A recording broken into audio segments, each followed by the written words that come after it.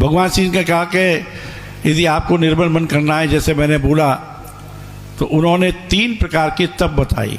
यहाँ तप का मतलब ये नहीं है कि आप आंधी और तूफान में पद्मासन में बैठकर और माला का जाप कर रही हैं ना, ऐसा उन्होंने कुछ नहीं कहा। उन्होंने कहा 3 प्रकार के जो तप कर लेता है उसे जो मैंने पूर्व में बात बताई है, अहंकार, बल, दर्प इत्यादि, उनका छुटकारा मिल जाएगा उनसे और भगवान की अर्थात मेरी प्राप्ति हो जाएगी। उन्होंने बताया कि 3 तप है। एक शारीरिक तप है, एक वाग्मय तप है जो मुंह से हम बोल रहे हैं, और एक मन का तप है, मन से भी तप होता है। तो उन्होंने कहा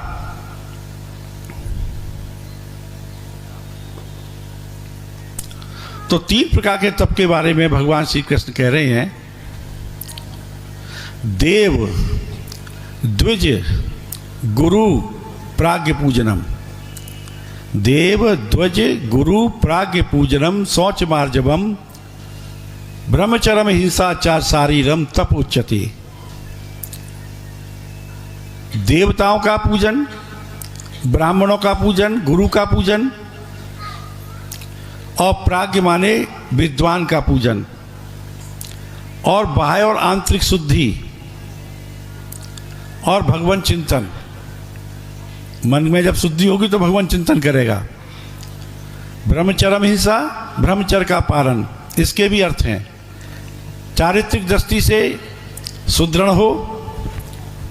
दूसरा है ब्रह्म की प्राप्ति में जो आचरण प्रयोग में लाए जाते हैं, जो उनका निर्वाह करता है, उनको आत्मसात करता है, वो ब्रह्मचारी।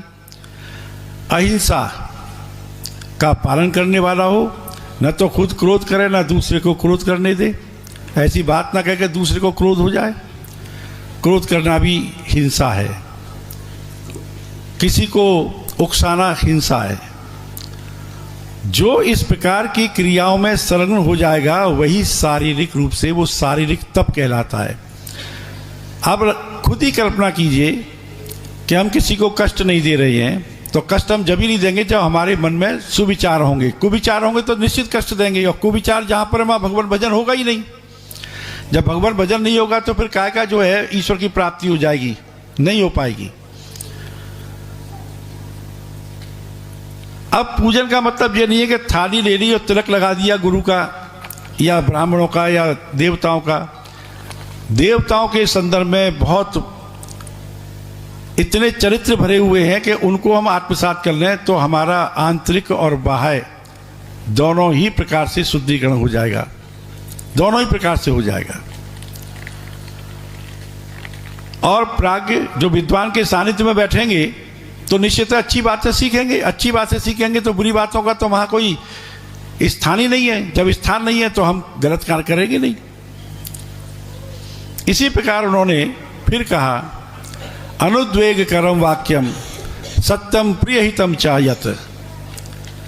ऐसे वाक्य नहीं बोलने चाहिए जिससे उद्विग्नता पैदा हो, और सत्य बोलें और प्रिय बोलें और हितकारी बोलें। यदि ये भी हमने तप कर लिया, ये भी आत्मसात कर लिया, तो मन निर्मल हो जाएगा, मन में कोई विचार नहीं आएंगे। फिर उन्होंने कहा, स्वाध्याय अभ्यसनम चैव वाग्मयम तपुच्यते। स्वाध्याय का मतलब है पठन पाठन। अच्छे साहित्य को पढ़ो, धर्म के ग्रंथों को पढ़ो, वेद और वेद को पढ़ो, वेदों के अंदर जो कहा गया है उसको आत्मसात करो। और अभ्यसन, अभ्यास करो भगवान भजन करने का, मन लगाओ।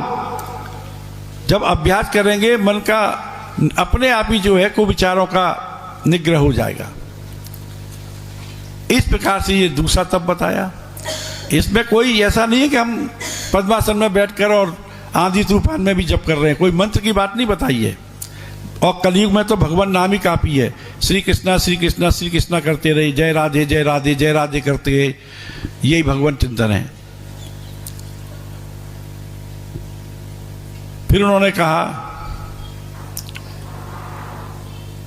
मनः प्रसादः, मनः प्रसाद सौमत्यम मौनमात्म विनिग्रह भाव संशुद्धिर इत एतत्तपो मान समुच्यते। भावों की शुद्धि हो, और भावों की शुद्धि कब होगी? जब हम निरंतर भगवान चिंतन करेंगे।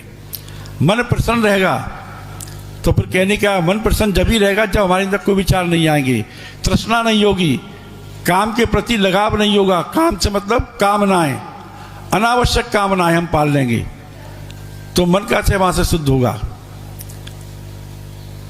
इन बातों को जो आत्मसात कर लेगा, निश्चित भगवत कृपा प्राप्त हो जाएगी। खाली घर के मंदिर में या अन्य मंदिरों में जाकर घंटा बजाने से और वहां पर धूप बत्ती इत्यादि दिखाने से ये भगवत कृपा प्राप्ति का उपाय नहीं है। मन से करें, घर में ही बैठ के करें। ईश्वर तो आपके अंदर भी विराजमान है, आपके अंदर विराजमान है, मेरे अंदर विराजमान है, यहाँ जितने सबके अंदर ईश्वर विराजमान है।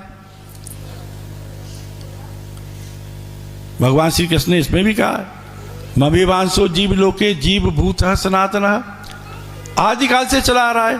मेरा अंश तो सब प्राणियों के अंदर है, आदिकाल से चला आ रहा है। जब जब पता है कि आपके अंदर ईश्वर है, मेरे अंदर ईश्वर है, आपके अंदर है, तो निश्चित है कि हम तो ईश्वर का अपमान तो करेंगे नहीं, ईश्वर का सत्कार ही करेंगे।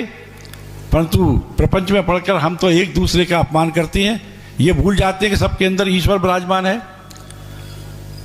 ईश्वर की कृपा चाहनी है तो अपने अंदर बैठे ईश्वर की बात करें।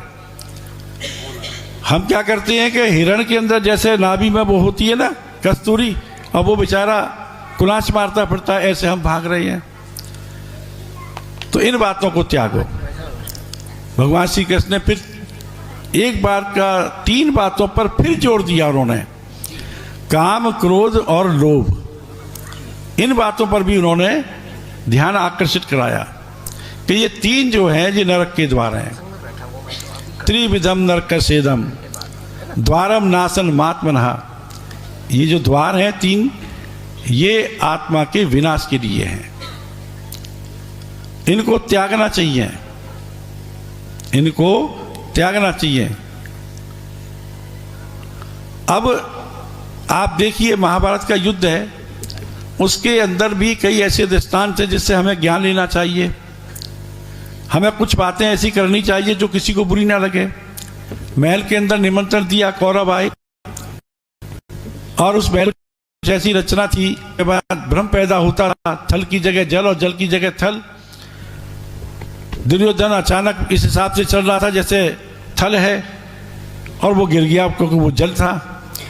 द्रौपदी हंस गई, और हंसकर उसने एक बहुत बड़ा कटाक्ष किया कि अंधे की औलाद अंधे ही रहेंगे। ये बात तो उसे बुरी लगी, और बुरी लगी तो देखो कितना बड़ा युद्ध छिड़ा। मूलभूत कारण तो वहीं से स्टार्ट हुआ। तो अनिद्वेग करम वाक्यम, ऐसे वाक्यों का उल्लेख नहीं करे जिससे किसी को बुरा लगे। फिर उसके बाद और भी बातें चली, उसके अंदर क्रोध भर गया, और क्रोध के साथ साथ लोभ तो उसके पिता से ही चला आ रहा था। जो उनके पिता ने राजगद्दी संभाली थी वो लोभ के कारण ही थी, और उसी लोभ की वजह से कि इन पांडवों को ना मिले, और ऐसी कुचक्र की रचना हुई कि उन्हें जो है वन वन भटकना पड़ा। परंतु चूंकि वो ईश्वर के नज़दीक थे, भगवान चिंतन करते रहते थे, तो ईश्वर ने उन कष्टों को दूर किया, और जो पाप किया था द्रौपदी ने, उस पाप को भी उन्होंने खत्म कर दिया। माम एकम शरणम व्रज, मेरी शरण में आ जाओ तो मैं तुम्हारे सारे पापों को खत्म कर दूंगा। पर शर्त है सर्वभावेन भारत, सब प्रकार से आ जाओ, उसमें बट किंतु लेकिन परंतु मत करो, पूर्ण रूपेण समर्पण कर दो, सरेंडर कर दो, तो सब काम हो जाएगा। तो काम, क्रोध, लोभ, इनका भी त्याग करो यदि आपको निर्मल मन करना है। यदि लोभ है तो कहाँ मन निर्मल होगा? काम से ही क्रोध पैदा होता है, कामात् क्रोधो विजायते, काम से ही क्रोध की प्राप्ति होती है।